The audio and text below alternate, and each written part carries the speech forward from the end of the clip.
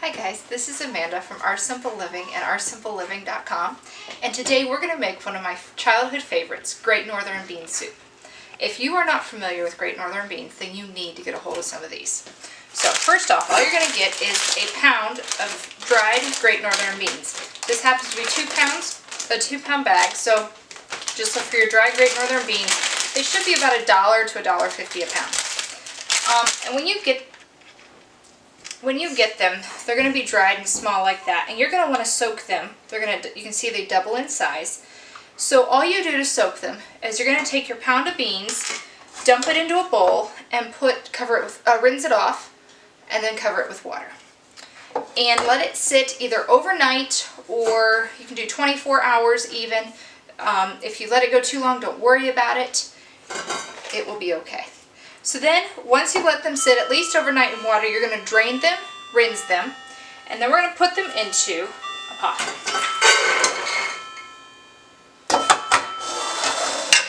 And add some water.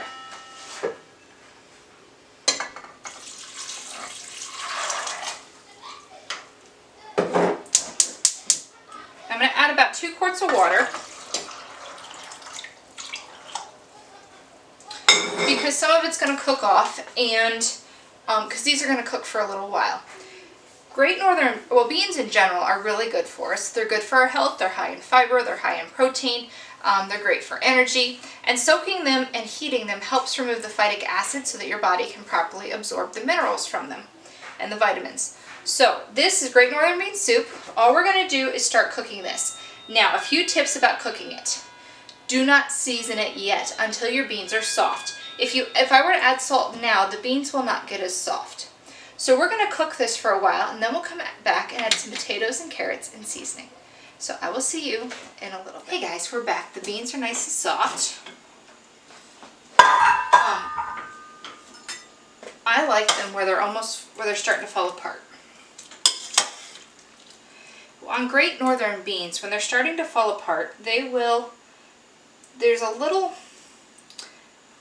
speck, we used to call it hot dogs when we were kids, that separates from the bean itself.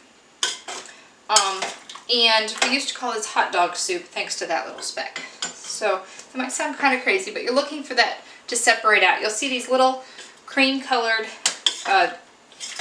yellow colored pieces floating around in your soup. That's just part of the bean. It's nothing to be worried about. That means the bean is nice and soft. It's going to be very soothing. So I have taken the liberty of cutting up about 2 carrots and 2 potatoes. You're going to add those to your soup. And you're going to add some garlic. I would say about half a teaspoon to a teaspoon, depending on your taste. And some onion powder. This one will be closer to a teaspoon.